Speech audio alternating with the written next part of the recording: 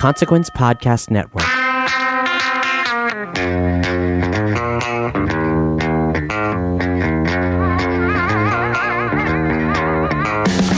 The strangest festival season in the history of festival seasons comes to a close. So we recap Shaky Knees 2021 and ask the big question like, what have we learned? Plus the standout performance of festival season 2021, Aaron Frazer from Durand, Jones and the Indications. Our guest today on the What Podcast, Barry Corder, Brad Steiner, Lord Taco. It starts right now.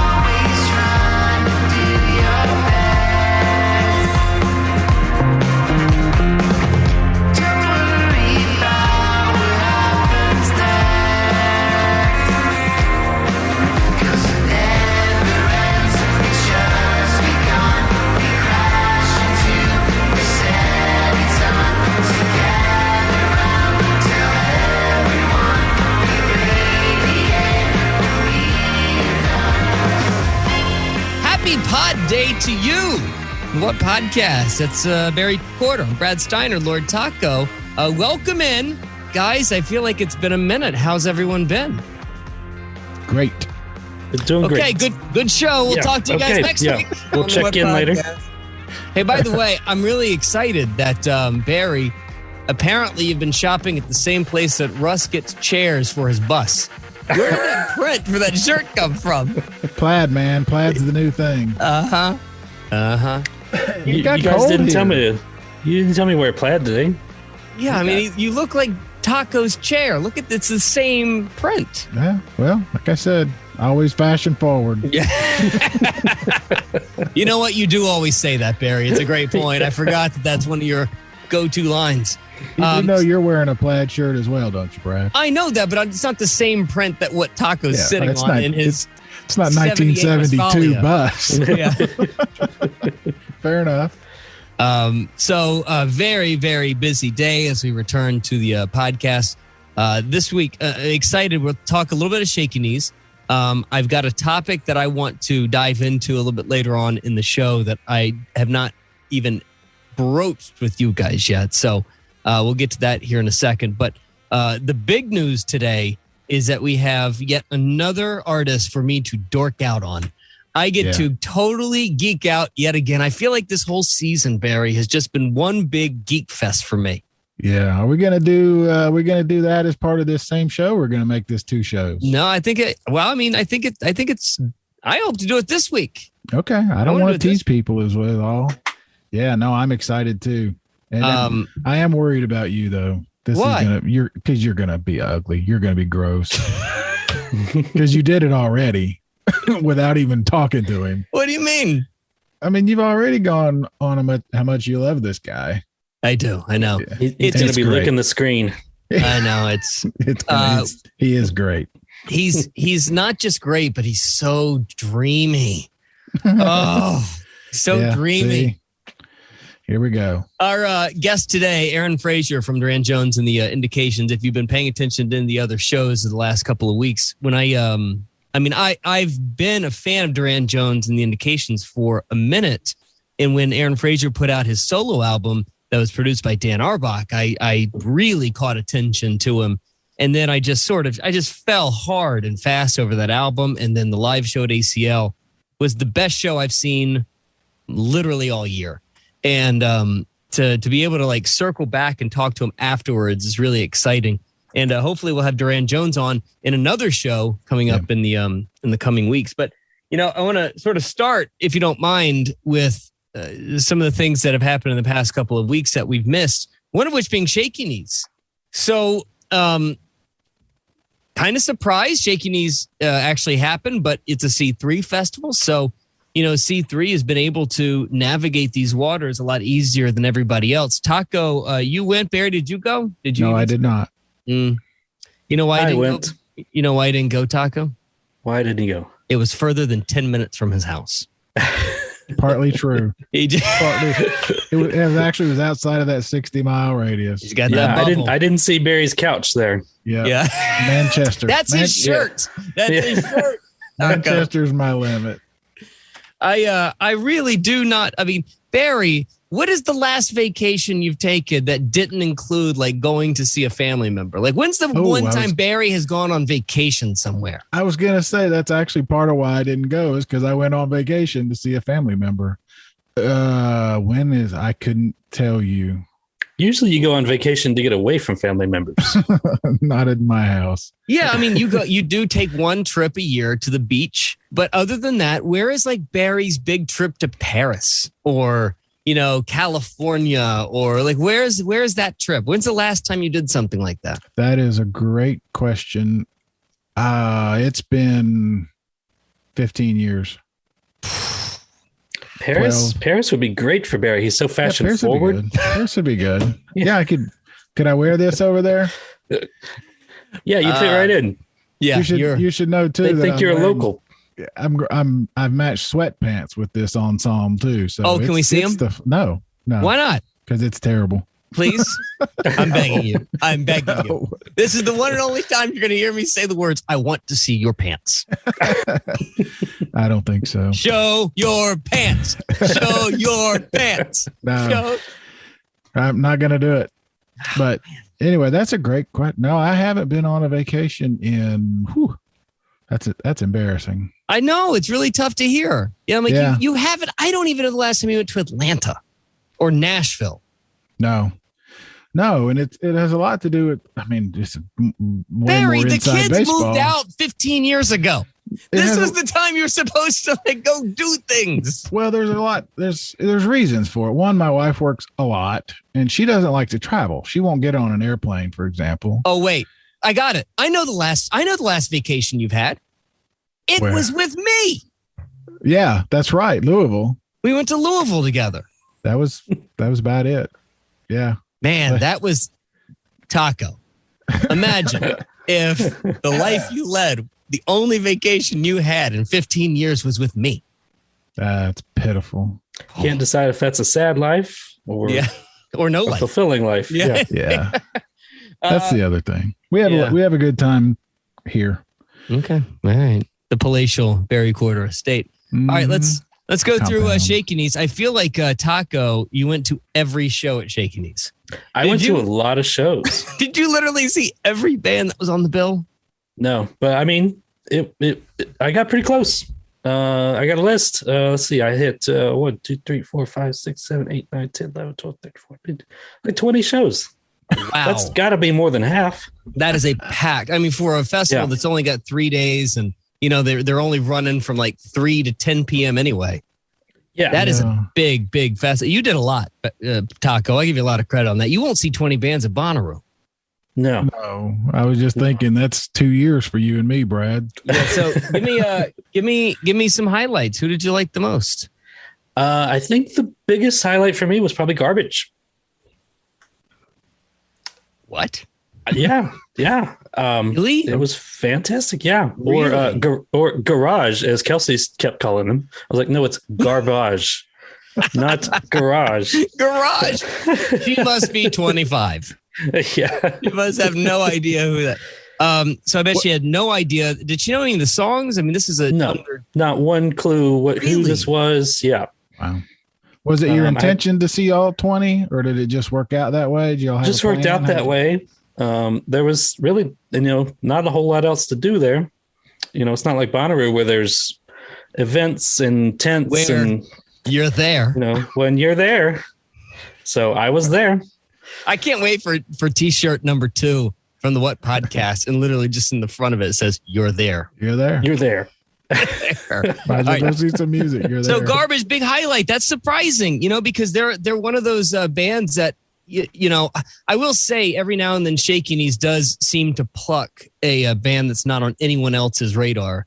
And they did that. I mean, I don't know another festival that Garbage was even part of. And frankly, I didn't even know Garbage was doing shows anymore. Well, they said this was like, I don't know, the first show they've done in the States in years. I mean, they really haven't been doing shows. So how they got to Shaky Knees, I have no idea. Yeah, that's a strange one. And imagine the cost that put the festival back. I'd love to know how much they paid for Garbage. That's an interesting one. Who else you like? Run the Jewels. Run the Jewels is really course. good. I think it took me a couple of songs to get sold on this because I've never really like explored Run the Jewels all that much.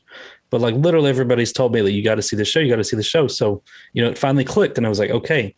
And I think being in Atlanta where Killer Mike is from, I mean, he was just that's a great point. A great time. I mean, that's really the best place to see Run the Jewels. I think it's in Atlanta. Honestly, I think that's the best place to see any band is their hometown. Yes, I've seen exactly. Spoon 24 times in my life. It's never been better than it was at ACL. The Black Pumas show. How many times have I saw them in a year? Best show was at Austin. I think the hometown thing just always seems to work. The Alabama Shakes always play better when she's in Nashville for some odd reason. Yeah, that My Morning Jacket show in Louisville, the one you just referred to. Is that where he's from? Yeah, that's where they're from. The whole band. By the way, side note, I've got an opportunity to see My Morning Jacket on Halloween when I'm passing up, Barry. Do you want to come down? I can get you in. You're killing me. If you want to go to have a little vacation. That would be the one. That's how you'll get them in. That would be the one. Where they're playing. At the I actually don't know. I don't know. I just don't know. It's not it's not the stadium. I really no, it's not the stadium. I don't know off the top of my head. Okay. I know Widespread Panic is in town doing 3 nights this weekend too, somewhere. I don't remember. But yeah, I love the Run the Jewels pick, mainly because they're another one that I don't just sit around listening to. I go deep and heavy when the album comes out, and I feel like that's all I listen to for about a week, and then I don't really ever pick it back up, weirdly enough. Mm-hmm. But yet that live show always hits. It always is so big. It was huge, and last song he brought his kids out on stage. It was it was pretty cool. Yeah, it's pretty cool. Yeah, there's always a little touch. Like Killer Mike's always got something up his sleeve with every show that he has. And I mean, I got to this point where I love Run the Jewels so much. I've got these lapel pins, and I had to stop wearing, especially during the really tough stuff, the George Floyd things. I didn't really want to walk around with a hand pointed like a gun on my lapel. I felt very awkward about that, but it's really one of my favorite possessions. This is my Run the Jewels lapel. Yeah. I love them that much. All right. Who else other than Foo Fighters, of course, were flawless. I mean, they put on just fantastic show. Of course, how long was it? It was the longest one. They started at 8:45 and went till 11. So that's all right. I mean, tame. That's very tame for them. Well, I think they wanted to play more. They couldn't do an encore. They ran out of time, huh? Yeah, doesn't it have to shut down at 11? They played right up until 11, and then they were like, "You got to get out." The whole park shuts down. You have to leave immediately. So there's no sticking around waiting for an encore. You're getting pushed out. I don't find the facilities in the space of Shaky Knees to be the best. It's just. It because it's surrounded by a neighborhood, there's really nowhere to go. Right. You're surrounded by houses. Those houses, if you do have an Airbnb in the neighborhood, it's going to cost you $300-400 a night. It might as well be at Coachella. And then the other thing too is good luck getting an Uber out of there. There's just thousands and thousands of kids just sitting there waiting on the corner for exactly what you're looking for. What was your plan to get out of the venue? Surprisingly, we got an Uber quickly. Stop it. No way. 4 minutes. Yeah. Wow. I don't know how. I didn't expect that. I thought we're going to be, standing here for an hour waiting on, but no, it said, okay, we'll pick you up. Really? How far away were you staying from the venue? About 45 minutes. And so you couldn't bird it. No. Okay. Getting there, now we were able to ride the train. We stayed with some friends, some family friends. They've got a house in Sandy Springs-ish. They dropped us off at the train station. We rode the train in, walked about 15 minutes, and we're there. So really getting in and out. How about easy. that? So you are now the second person in my life, only the second person I've ever heard take that train. It was fantastic. Yeah, my brother always said the same thing. My brother always said that the secret of that city is that train and nobody takes it. Mm-hmm. Actually, the last time I was there, I took the train. We took the train in from Alpharetta. Barry, that was a horse and buggy. Yeah, I know. It was a while ago, but yeah, the train was great. Unfortunately, downtown. I don't think the train runs too late at night. So by the time the festival was over, we had to Uber back, and that was kind of a long Uber. Yeah, but you know, all right. yeah, train worked out, and that was part of the problem. Was like they kick you out at 11, and what does everybody do right at the end of the last song? You got to go to the bathroom right before you leave. So like people are queuing up in these long lines, and they're trying to close the bathrooms, being like, you know, no, these are closed. And I mean, people were getting mad. You can't mess with people's bladders like that, you know. People were like going behind the bathrooms and like peeing in the woods and like just. I thought a fight was going to break up. I live in New Orleans. Everything smells like piss. Yeah, I mean, I don't really see anything wrong with just peeing on the side of the road. Nice. Let me go through some of these others. What'd you think of? What'd you think of a new best friend, Isaac, and Modest Mouse? How was the Modest Mouse? Modest Mouse was great. That was a great show. Yeah, I feel like they have hit some sort of they're in the pocket of their career right now. I don't think they've ever sounded better. I really don't. They sounded really great.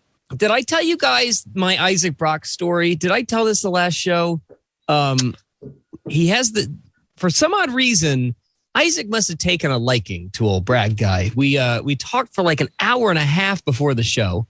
He tells me to come back after the show. We spent another hour after that talking. He calls me the next morning, and he just calls. He's like, "Hey, Brad, I'm just calling and say hey." I'm like, "Hey, Isaac, what you doing?" He's like, "I'm in Orlando.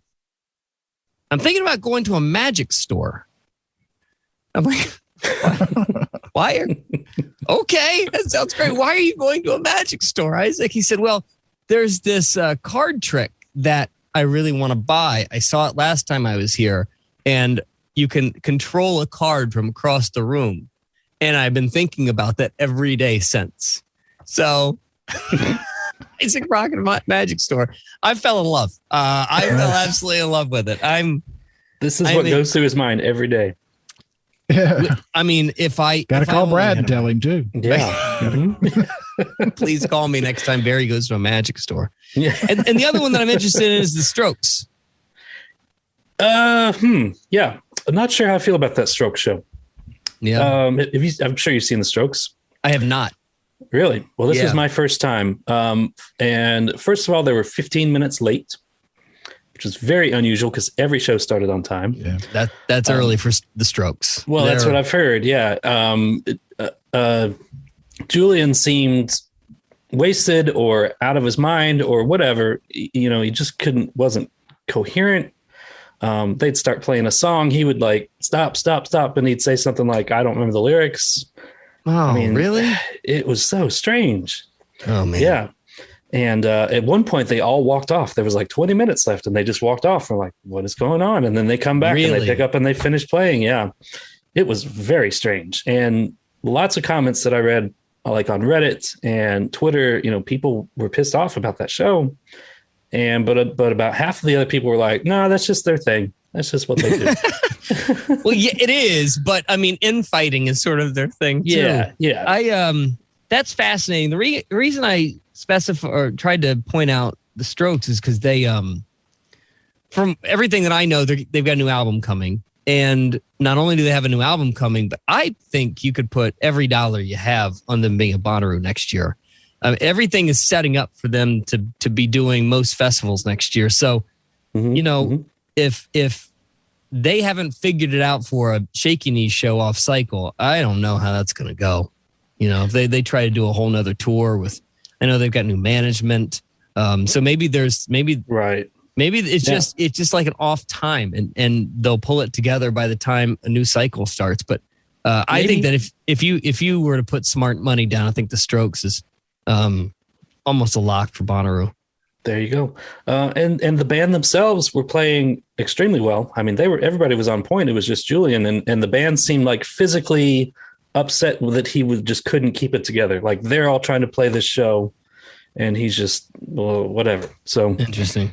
Very strange. I don't think that take is unlike many takes that you hear about Stroke shows. It really is. It's a coin flip. Yeah. I was curious if that's like par for the course, because some people were saying, "Oh yeah, that's just the way it goes." I don't know, man. Yeah, that doesn't last long. No, it does not. But No. but Barry, it's lasted for almost 20 years. Yeah, fair enough. I mean, when did Last Night come out? Yeah, exactly. I mean, we're like 15 plus years on the Strokes here. I heard all the Strokes songs that I wanted to hear, expected to hear. Nothing new though. No, nothing really new. The other one that I was kind of like meh on was Alice Cooper. What? Really? I know. Huh. Well, I mean, you weren't there with us at the Bonnaroo show, were you? No. Okay. No. That was the year before you, wasn't it, Barry? Yeah, I think so. Mm-hmm. Yeah, that was great. I've seen him. I saw him here at the auditorium. It was terrific. It's campy and silly. It's everything you want. It is, and it was. The band is. Go ahead. I'm sorry. The band was on point. It was a technically good show. I mean, he was doing everything he was supposed to, but it just felt like, it's goofy. He's been doing this show it's goofy, but he's like been doing this for what, 30, 40 years. Yeah, he comes out. There's no banter. There's no talking to the audience. There's no improvisation. He's just like, they're just doing the songs. And then that's it. It was just, the improv comes from the guitar players. Yeah, Nina. And he had some very good guitar players on there, including a female guitar player, Nina Strauss. Yeah, she's amazing. That was all amazing. But it was just, I don't know. After hearing, Killer Mike and LP like back and forth in between songs, it was like I felt like this is more what you hear to see at a festival. Like, so just as an aside, and this will matter to no one that's listening other than me and Taco, but the person that you went with, did she care about any of these things? No. Okay. In fact, did she stick around with you through this, or did she go find some sort of dude to get attention from? She got attention from a dude. Okay. Yeah. Okay. And we'll get to that. We'll talk about what happened Friday night too. But oh God, well, let's hear it. I can't wait. Well, that Alice Cooper show, I don't think I saw anyone under 40. I don't think Alice Cooper is on anyone's radar except like people our age. Barry. Oh, there's no question. Now, the show that we saw at the auditorium. Hang on a second. I take very big. I'm taking this. I feel like I've been attacked. What do you mean? You're 40. I am not Barry. Yeah, we're the same age. I am not Barry's I said our age. Well, don't include Barry on that. I said our age and up. Okay. Now I'm offended. Now I'm offended. Wow. But the audience both of you. The audience that saw Alice at the auditorium here looked very much like 1700 comic book shop owners. There's no question about it. Exactly. With yeah. Vintage T-shirts. It felt like I was at Exit 111 again. Comic book store owners. It was a great show. I have a random question. Did you happen to see All Them Witches? I did. Did you like them? Yes. That was one I definitely didn't want to miss. And that was really my only conflict because All Them Witches was opposite Phoebe Bridgers. And I really want to see Phoebe Bridgers, but All Them Witches was my Bonnaroo 19 Thursday night. Was one of my Thursday night picks that I wanted to see. And that's the night that I eat the cookie. Gotcha. You know what I'm talking about? Yeah.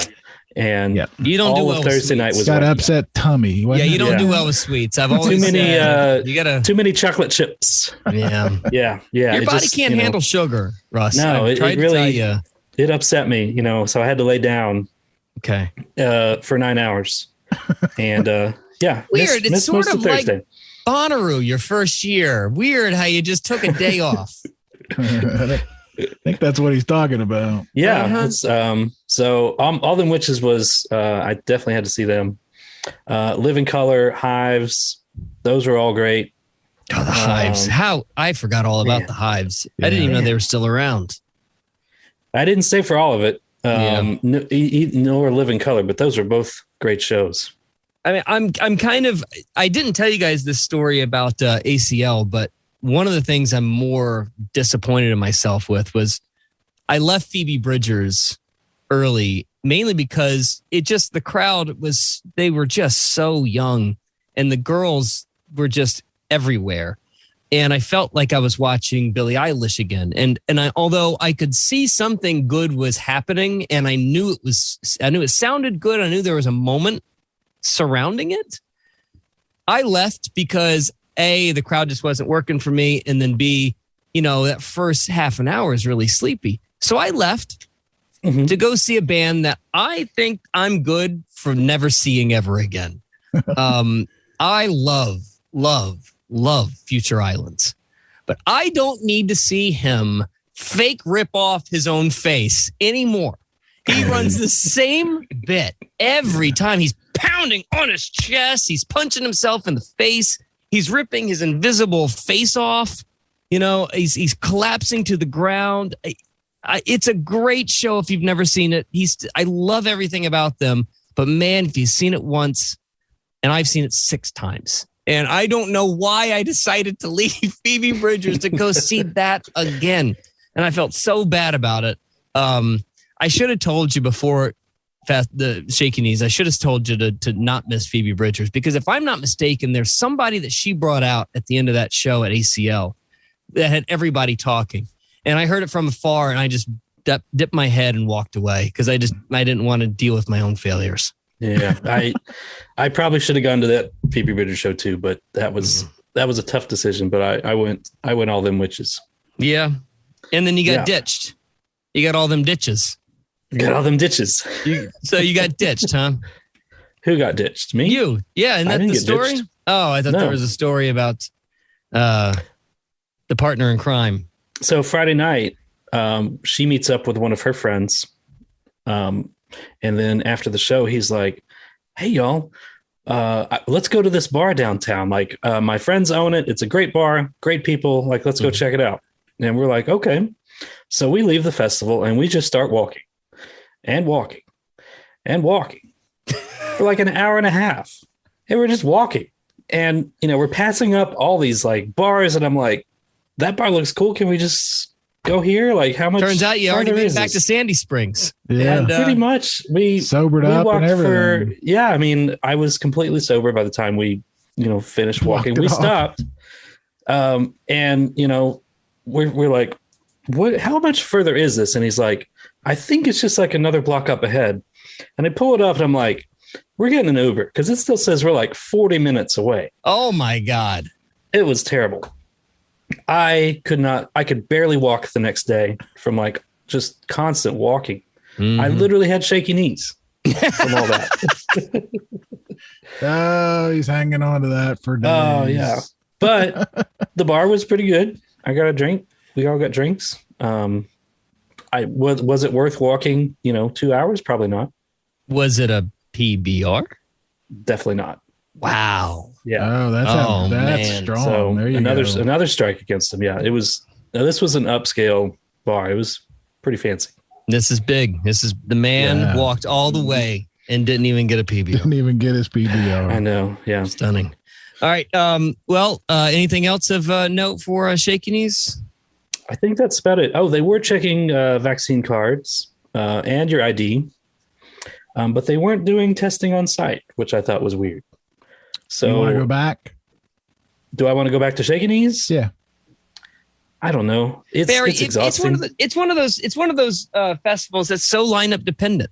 Yeah, that was my next question. If I was waiting for him to say that, yeah. I was there strictly for the lineup, not the experience. Because honestly, it's so exhausting because every single day you have to figure out how you're getting from where you're staying to the venue and then get home. And it's not like Bonnaroo where you just, party until you get tired and then walk to camp and pass out, The only way I'm willing to do that festival again, one is if I'm going up and down and only go for a day and I stay in Chattanooga, or I get a house in the neighborhood. And you can just walk from the neighborhood. But even then, frankly, that's no good either because don't you want to go out? Exactly. So you're damned if you do, damned if you don't. It's just in such a weird part of town where nothing else is around it. I mean, there's a Mellow Mushroom you can go to. And that's about it. That's about it. So I've got other festival items, some festival news to share with us here shortly after Aaron Frazer. Which, by the way, somebody catch me if I call him Aaron Jones. I have accidentally called him Aaron Jones, the running back for the Green Bay Packers, maybe 24 times. I don't know why I keep doing that, but Aaron Frazer, very excited about this. Next on the What Podcast.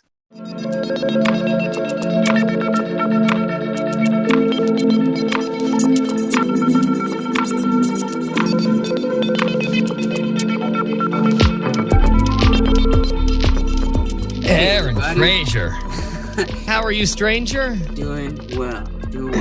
I hate to be this guy, but ever since ACL, I have done nothing but wax poetic to these two about Aaron Frazer. Shoot, man, thank you. I'm jealous of the hair. I'm jealous of the fashion. I'm jealous of the smooth. He's the smoothest cat in the world, Barry Corder. I'm glad I got on this call. Now I feel like this is great. Thank you so much. Hang on to that, Aaron, because it could get weird. Because he's not kidding. Well, I mean, I told you this after the show. I mean, what was so remarkable about what you did at ACL was that you just hadn't done it before. You know, it was your first ever solo festival performance, right? Yeah, it was. Which is intense, you know. It's asking a lot of my bandmates to learn all this stuff and to have it together, to do it under pressure of, you know, not just a live show, but a festival live show, which, you know, if anybody out there has been to or played a festival, you know, changeovers are very, very fast. You're on a schedule. The schedule doesn't stop for you. It doesn't slow down just because you're like, it's ready or not, your set is like starting. So they killed it. I was happy to be there, man. It was fun. I ran into Steve afterwards, and it felt like he had lost about 30 pounds. Because Barry, if you know, like, so Durand Jones has got, you know, the band, and then I think Aaron, you used not just the bass player but also the keyboardist, Steve, and maybe even guitars too from Durand Jones. Different guitar player. Okay. They both have long hair, but yeah. And so Steve, the keyboardist, he's just one of these guys that every time, you know, they play, all you hear from the crowd is Steve. It's really funny. Yeah. It's become like a running bit with these guys. And then so I talked to him afterwards, and I was like, "You've played. It feels like 15 shows this weekend." He's like, "I know. It was a lot." So I can't imagine like the amount of just bandwidth that kind of stuff takes out of you. Yeah, it's definitely a balance, and it's one I'm excited to, like, you know, continue to figure out. But just to have been given that space by my bandmates, you know, not just Mike and Steve, you know, who are giving their time and their energy to this stuff as well, but also to Blake and Durand to trust me and us to take that space and dedicate that energy to my own thing, and then still be able to go back to the band. It's a strong collective, and yeah, it's cool. Well, let's jump in the spirit of that, because I know we just started, but it's such a good question and a good spot, because Brad really did go on and on when we talked a couple weeks ago about how impressed he was with this show and how it happened, and you going from one to the other, and you just said it was the first time. I mean, what was that like? You talked about it a little bit already, but I mean, that's just not something you wake up and it just happens, right? I mean, it's a pretty intense thing, and to be in that environment and all of that. So yeah, absolutely. I mean, there's stress, obviously, but it was more emotional, you know, than I thought it would be. To play these songs that you know, every song I write is coming from a real place, but the songs on the solo record are like, I think, probably the most vulnerable I have gotten as a writer. It's a little closer to the bone, you know. Yeah. And so and it's your name on it. Yeah, absolutely. And so to perform those songs, and then to not just see people who are coming out to, like, you know, I guess like listeners, fans, whatever you want to call them, like, but also, you know, my lady was in the crowd, and then also at the back of the crowd were Blake and Durand were like dancing their butts off, and so I just felt very held and supported by the community in that moment, and yeah, it was special. Yeah, I mean, you know, it was a big show because Adrian from Black Pumas told me. I walked up, I said, "Wow, you're coming here on it." He's like, "I only came to see Aaron. I only came all the way down here to see Aaron." That says something, you know, to get the guy out of his own house.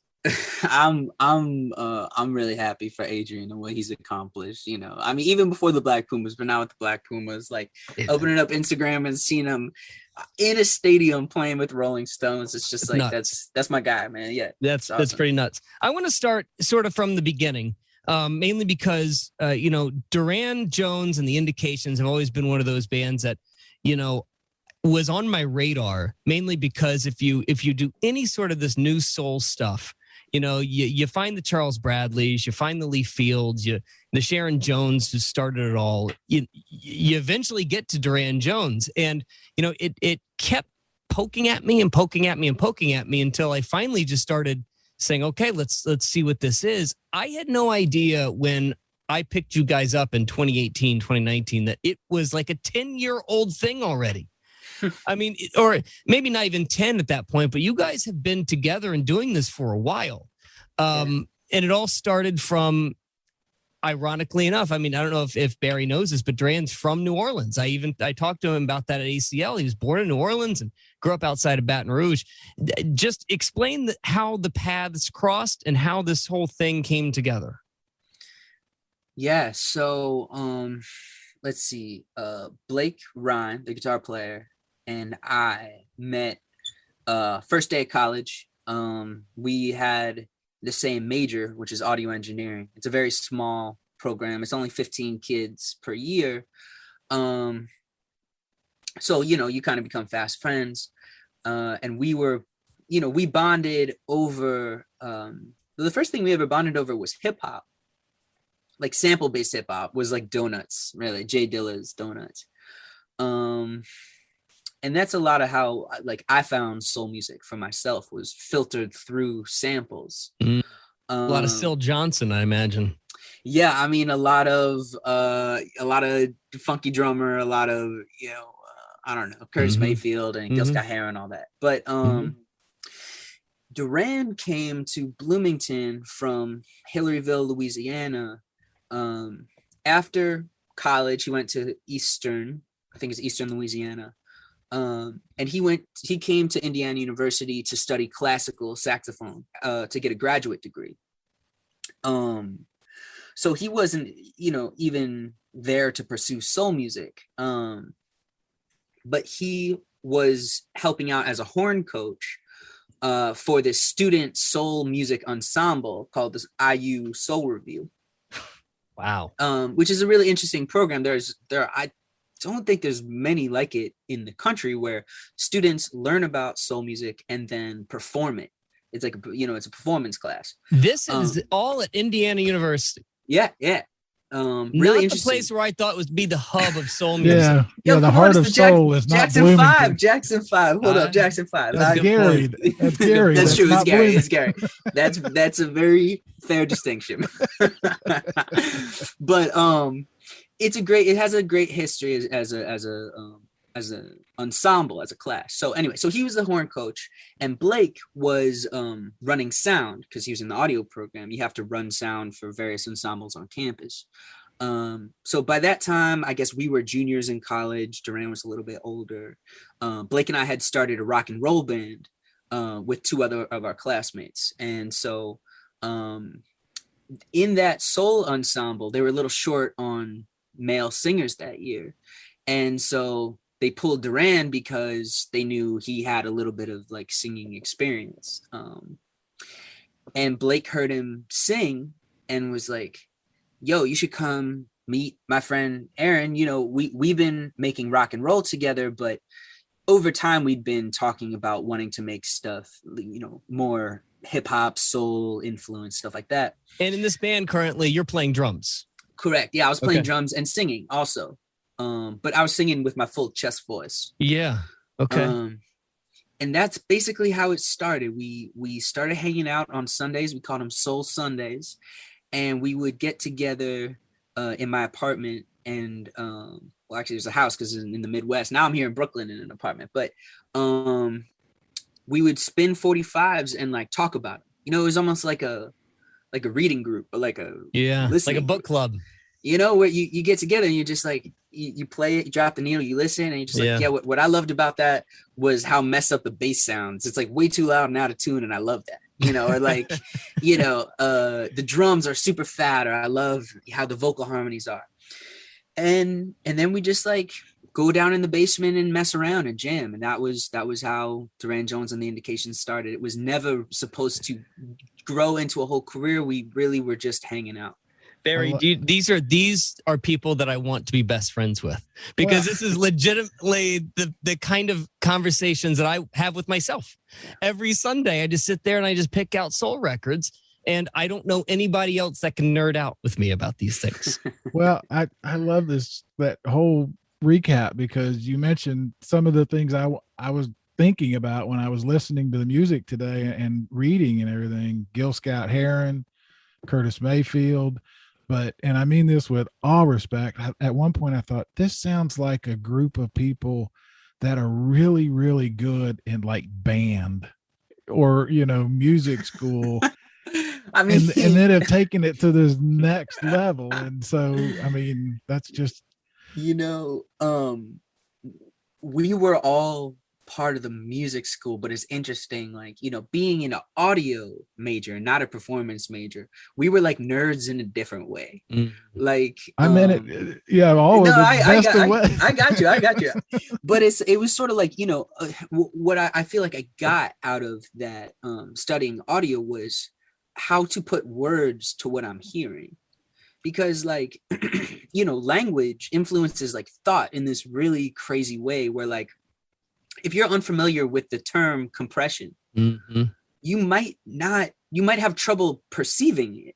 It can just be this invisible thing. And then once you kind of understand what it is, have a word for it, for the song kind of blinking, whatever, then not only can you describe it to somebody, but you can chase after it yourself in a songwriting context. Oh, that is exactly, you just described something that I fight with my engineer here at the radio station about all the time, because I have no idea what I'm saying, but I do know what I'm hearing, and I don't know how to transcribe it to another person, especially somebody knows what they're talking about. I one time went to this really fancy restaurant in Chicago, one of my favorite restaurants in the world, and the sommelier walks out, and we're talking about orange wines, and so he brings over the orange wine. He asked me what I like, did I like it? And I said, I just wish it was more punchy.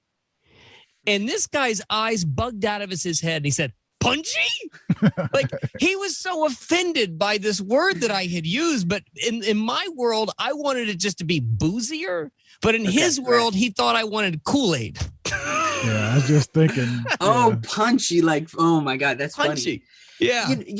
But the beautiful thing about music is like, and Blake and I, neither of us are classically trained. Durand's, classically trained, but it's so much like, the only rule is it has to work, right? It doesn't matter if like the microphone is on the ground, literally on the ground, not even on a mic stand, or the vocals are way blown out. If it sounds good, if it moves you, then that's right.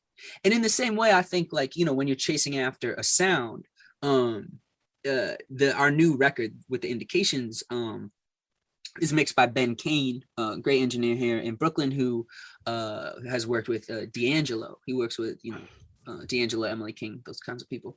And he told us a story about D'Angelo describing like, hey, I want the vocals to hit like ink when you drop ink into water. And it's just sort of like, okay, all right, let's chase that. Let's try to make it feel like something rather than getting too eggheady with it. So I like, I don't want to skip over some of the meat on the bone, but I mean, I got to imagine, knowing at least the small time that I spent with Dan Arbach, he's sort of like that too. He's totally like that. Absolutely. Yeah. So when you're in there now, I'm fast forwarding a little bit past you finding the voice that you share with us today, but and we can come back to that. But when you get into a room with Dan, do you have a pretty good solid idea as to what you want to do, or is Dan sort of like taking over and coloring this thing for you? It was a really collaborative process. I didn't know what to expect, because Dan is a rock star, like a global rock star. Like, they don't make them like that anymore, and I don't think you get to that point without having a very clear vision, and B, being able to advocate strongly for that vision. So like, I don't know. I was like, I don't want to get steamrolled. I hope that's not the case. Yeah. But it wasn't like that at all, you know. And I think part of the reason when we first started talking, you know, he called me directly, which is not usually how these things work. Normally it's like through this person, goes to the label, goes to management, goes to label, whatever. It's like so roundabout. But he just called me on the phone, you know, from a, you know, Ohio number. And but did he see you at a solo show? Did he see you? No, he is it heard, Indian Wonder that he found? Yes. Yeah. And then he also heard my gospel record that I did in 2017, The Flying Stars of Brooklyn. Again, that, you know, you talk about lo-fi, the only rule it has to work. It's like my guitar amp was on my toilet for that recording, and it's been, you know, streamed millions and millions of times. That's hysterical. But when Dan and I first started talking, the conversation quickly became like YouTube link in this musical conversation of just like, okay, here's what I'm digging on. Oh, that reminds me of that. That reminds me of that, because every record is in conversation with like 5 other records. Yeah. And so when you're tapped into it and you start to kind of, you can see the matrix and you're like, oh, they're all connected. They're like, yeah, there are genres, but like also in some ways they are really just totally arbitrary like boundaries.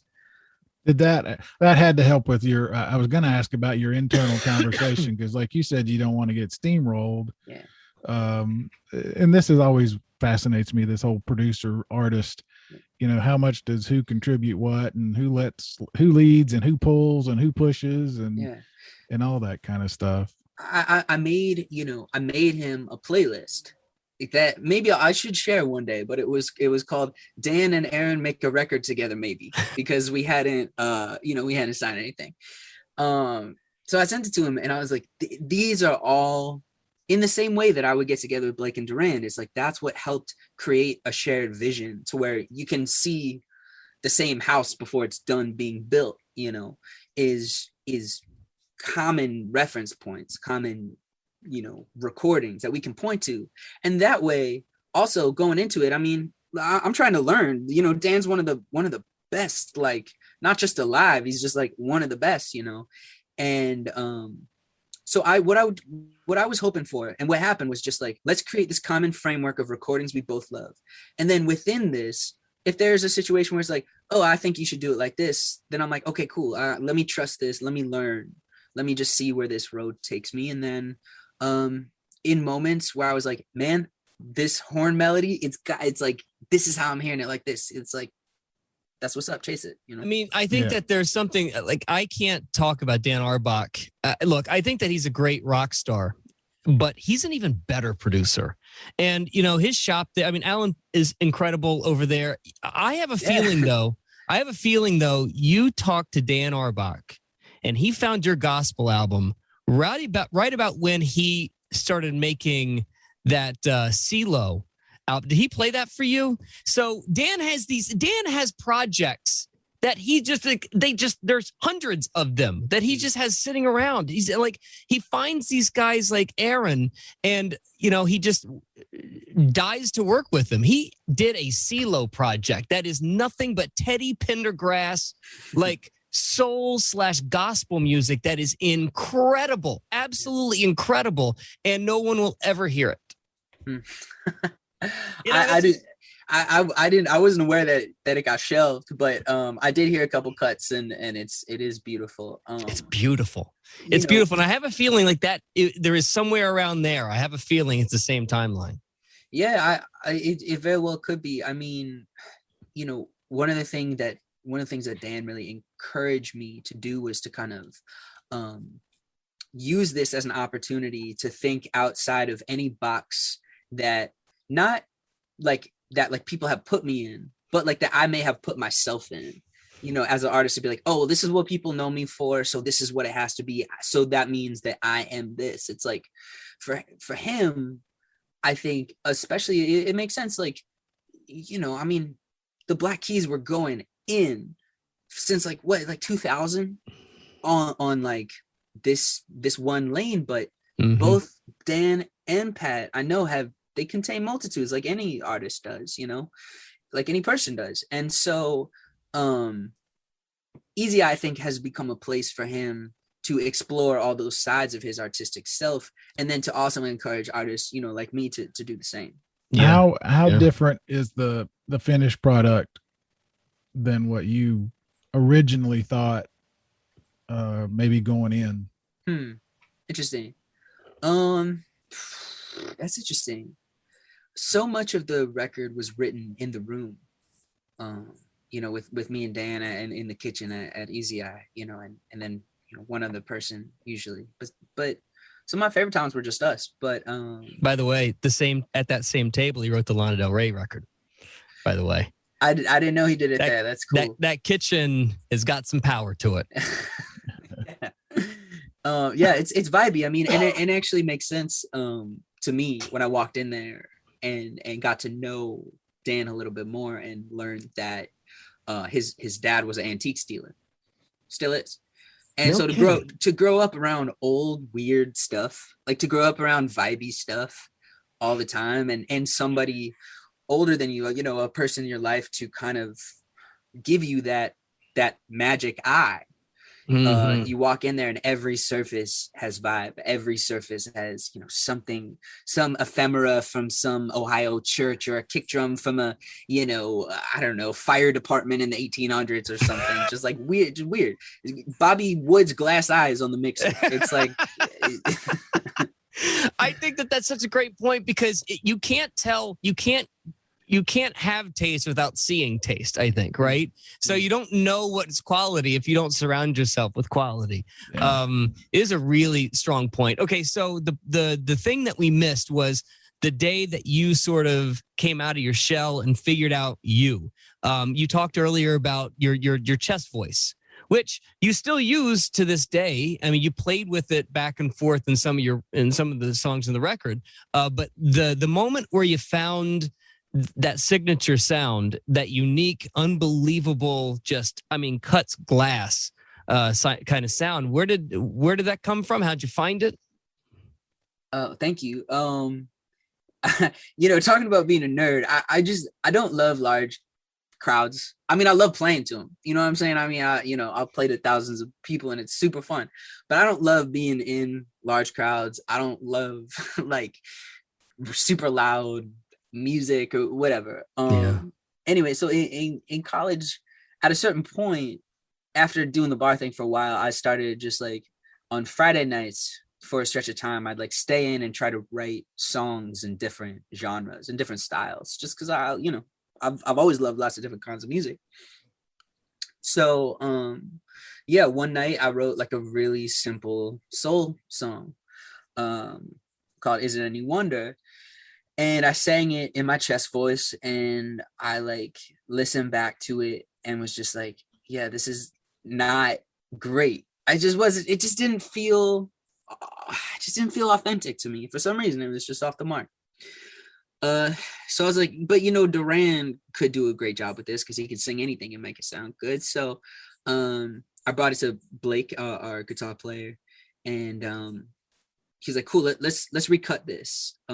So we recut the instrumental, and then I was recording scratch vocals for Durand to replace. And I was sitting on the couch feeling, especially relaxed in that moment. And because I was kind of laying back, I wasn't projecting from my diaphragm and my chest. I was coming from my head voice.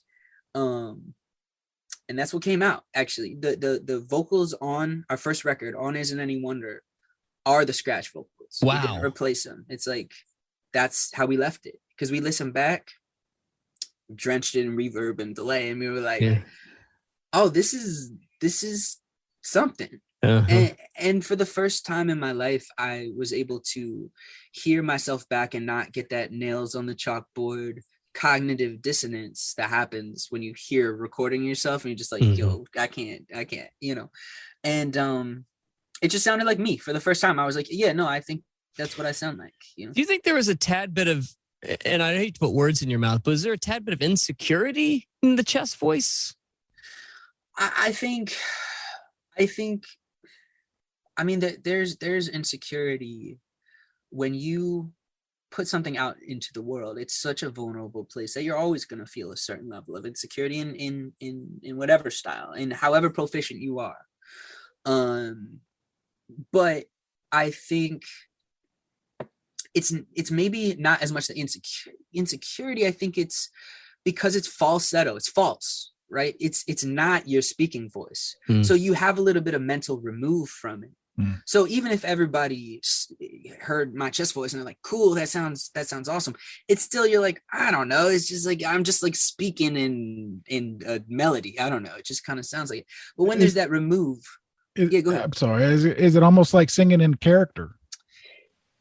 Maybe so. Now it doesn't feel like it, but maybe Right. there was a little bit of remove that helped me access a different part of myself creatively. I think in the same way that, people write with pseudonyms. I was just about to say, I mean, it's kind of ironic that that's, sort of a safety valve. I hate to use the term safety valve, but while the album's called Introducing Aaron Frazer, it could have been Fraz. You could have come up with some sort of, thing, but you were incredibly vulnerable in this entire process. And I actually think the falsetto thing is not necessarily a cover. I feel like it's even more vulnerable. I feel like it's even deeper inside of you than just what you would describe as a chest voice. No? Yeah.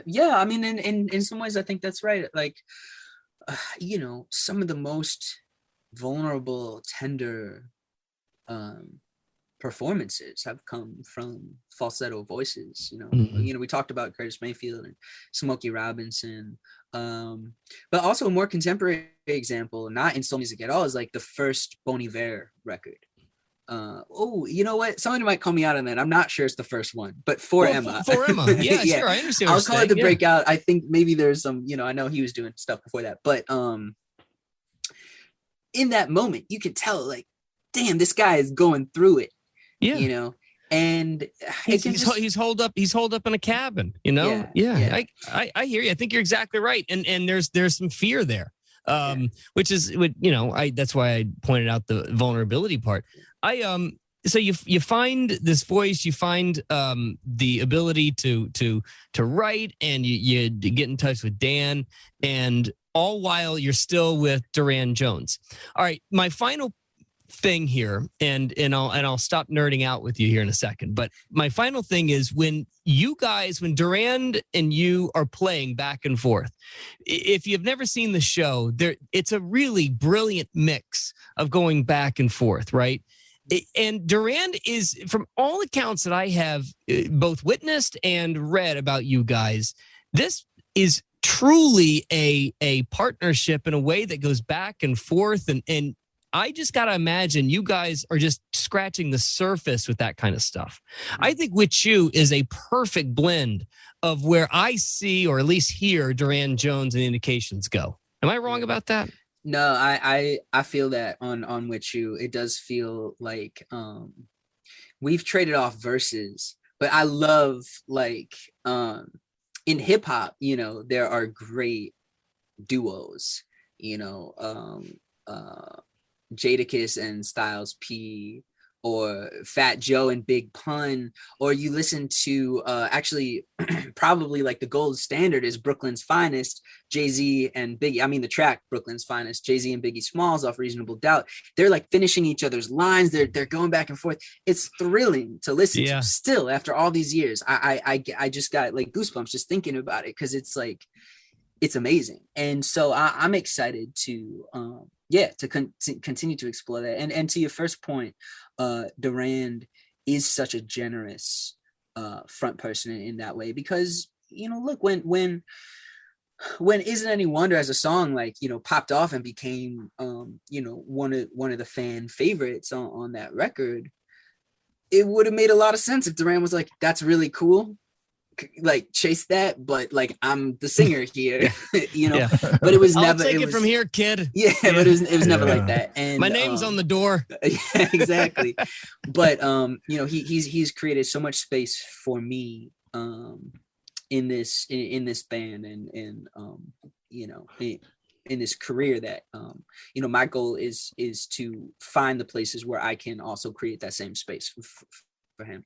Well, that's my next question then, not to put you on the spot in that line, but what do you want to do now that you've got this solo album? What is it, a completely separate thing? Where do you see it going? I mean, if I want to answer it for him, I mean, I think Aaron Frazer turns into Jack Antonoff. I see Jack. I see Aaron Frazer producing a Taylor Swift one day. No, I think that everything that you're describing, from the moment that you walked into Indiana University to the lessons that you learned through Durand and with Dan, it feels like there is a producing megastar that's scratching the surface here. Thank you. I mean, yeah, I that is a goal of mine, is to work with other artists and to write with other artists. I'm headed out to LA actually next Monday till the end of the year to post up and just like write, with whoever's around, whoever wants to write, let's go, And I think, the way I see this band, I like to think about it like the Marvel Cinematic Universe, like the Avengers, because it's like, you have these main storylines, and then it's so fun as a fan because you get to pick your favorite, and then you follow them off into their little side stories, or epic side stories, and they have their own hosts of collaborators, and then there are these crossover moments, and then you go back to the main storyline. I told Blake, our next record should just be called Durand Jones and the Indications: Infinity War. Just go full Avengers. No, I mean that's how perfect sense.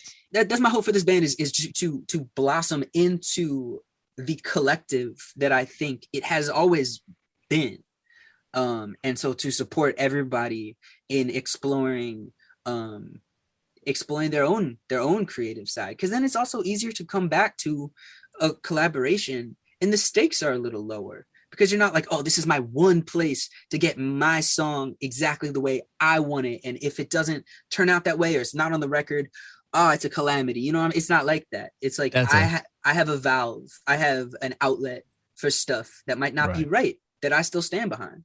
That's a strong point. And the thing, too, that I think, you see a band like Durand Jones and the Indications, and you would automatically think, oh, there might be a riff here. But man, Barry, let me tell you, I was lucky enough to be standing next to Aaron when he came off the stage, and Durand walked up because I walked with Durand to the backstage area, and Durand walked up to him, and the love, the hug, and the woo that he let out for his guy was like, I got chills. Yeah. I got chills about it, like, because that is a major deal, and it just goes to show you, how quality human beings that you have in front of you. I love the superhero analogy. I hadn't really ever thought of it that way, because if one of those guys saves the universe, the other ones, they aren't jealous. They're not they're not pouting about it. That's so true, man. That's so true. You don't see him pouting because, the Hulk saved the universe. Wolverine's really pissed, though, sometimes. I think that he's... Guy gets too much attention. That's true. Yeah, maybe you catch some of us, before coffee or early in the morning, you get the Wolverine. But generally you get, everybody. I just imagine Captain America at therapy. I just don't appreciate how... Yeah, the Hulk got more lines than I did. Exactly. Aaron, I not only can I not wait to have Durand on the show now, but I can't wait to see you again. Maybe I'll run into you in LA. I'll be there December 14th. So I can't wait for another Aaron Frazer show. I can't wait for another Durand Jones show. It got in my blood the same way, Barry. The first time I saw Alabama Shakes, the very first time I saw him at Bonnaroo, that was when it got in my blood, and I couldn't stop after that. I think that you guys are incredible. I think that your Marvel analogy is spot on. The band's great. Your solo stuff's great, and I can't say enough about you guys. I think you're incredible. Thank you so much. It's really fun to see you again. It's fun to talk to you. Yeah. We'll see you soon. Thank you so much. Thanks, Aaron, for all your time, buddy. Thank you.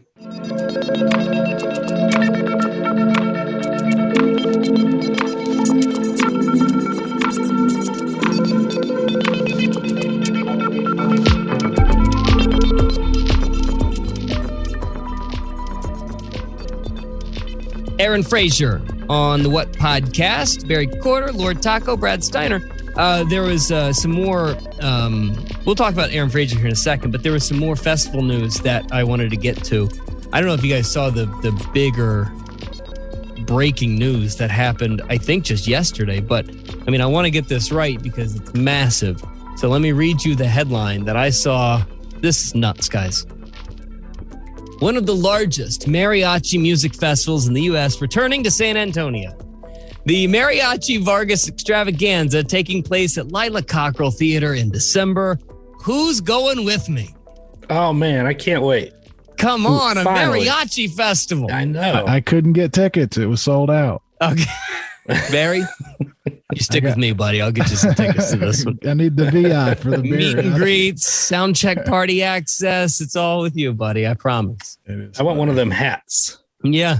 Well, the real news was that if you noticed, Coachella is starting to dip a toe into the tease pool.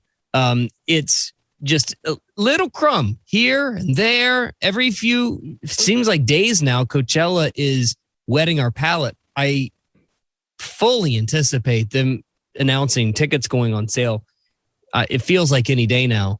And then, of course, if I'm not mistaken, weren't we getting lineups from them in years past around Thanksgiving for Black Friday? Am I wrong about that? It was close. It was close because there were a lot of festivals trying to sell. Yeah. Buy your, stocking stuffer ticket type of things. Black Friday, a few of those, a lot of stocking stuffers for sure.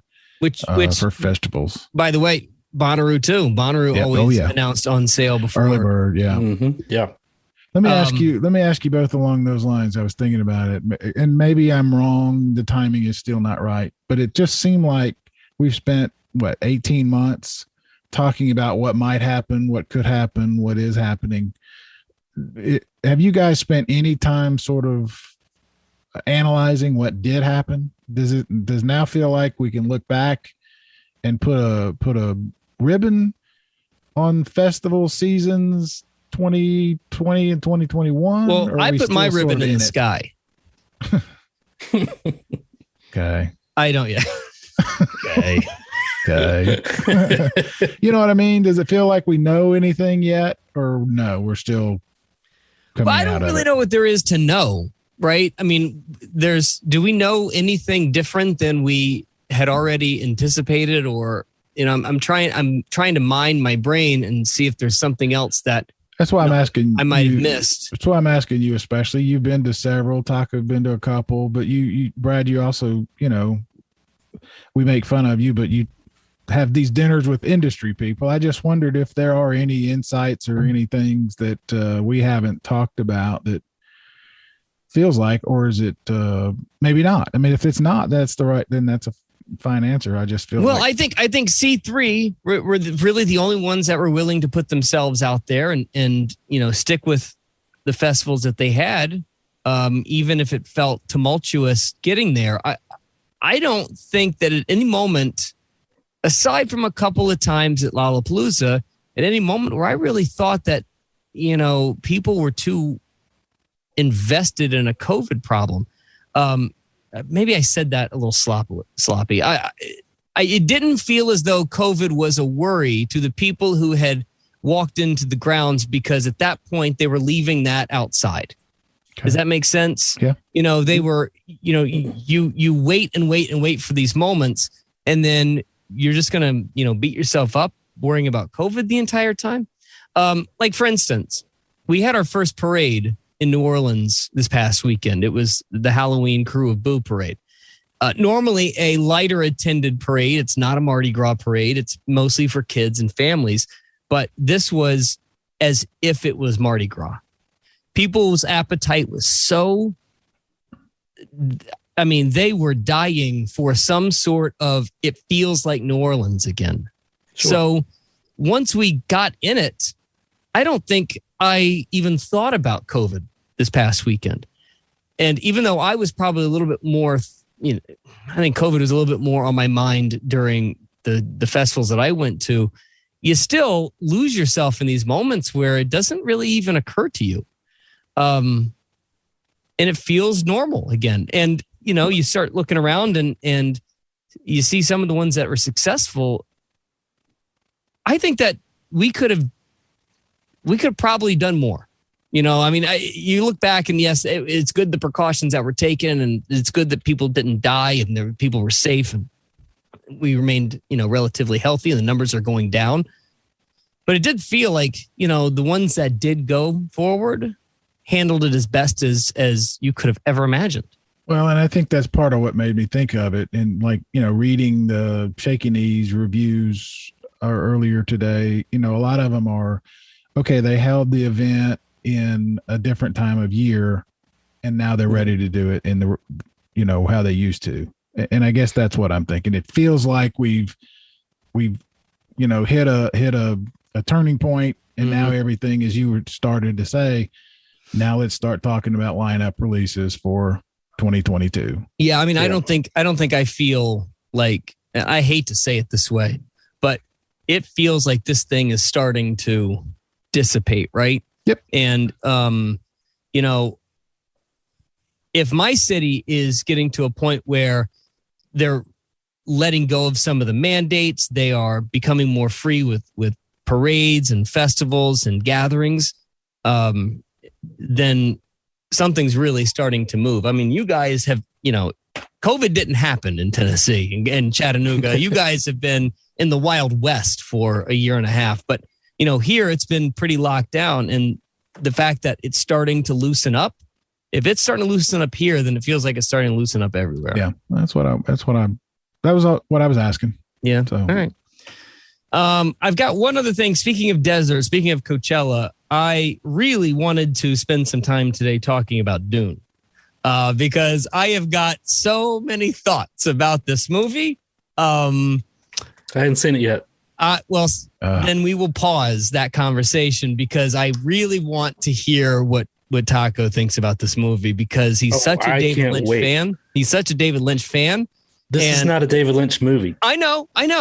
But I want to hear what you think about versus the David Lynch one. Well, have you read the book? Of course not. It's a book. Yeah. Okay. Then what is there to talk about? Yeah. I mean, you read the book. I'm not reading 17 volumes of 800-page books. I'm not doing that. The books would fill your bus. Taco, they're huge. I haven't read. I've only read the first 4, and most of the ones after that were after Frank Herbert died. His son and a co-author tried to take it over, and they're not good. They're not good. Yeah. Okay. Stick with the original. Well, yeah, I think that my point was I'd love to hear your takes. I've heard so many takes on every side of this, and I really want to see it. I really want to talk. I've been waiting 5 years to see this. I know. Yeah. You're one of these Dune guys. I know. Yeah. I'm excited to hear what you think of it versus the David Lynch version. That's all. Well, and expectations, but I think it's right. We probably shouldn't talk about it till you've seen it. No, I don't want to soil anything. Yeah. Yeah. I'm hopefully going this week.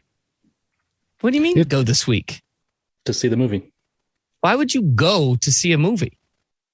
Yeah. I want to see the IMAX. I don't have an IMAX screen in my house. I want to see it in IMAX. Okay. Yeah. See, I watched it on HBO Max like you did, I guess, Brad, right? But they're showing it at IMAX theater here too. Mm-hmm. Well, yeah, I'm going to wait and see it at the IMAX. I can't say that I watched it.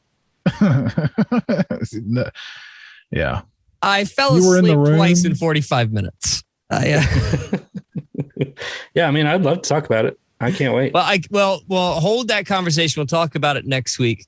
I'm glad to see you guys. I'm glad to be back in it, and we'll chat about all things Dune next week. Because honestly, it feels like its own music festival. You know, people are struggling. They're looking for, spice. There's a worm monster, doesn't it feel like any other festival that you go to? Yeah. To me, it's the same thing. A lot of walking. Yeah, sure. So much walking. A lot of dust. Of brooding. A lot of dust. A lot of drugs. Naked teenage boys on the screen. I don't. Looking for liquids. Yeah. All right. There you go. What podcast? We'll talk to you next week. Love you. Bye.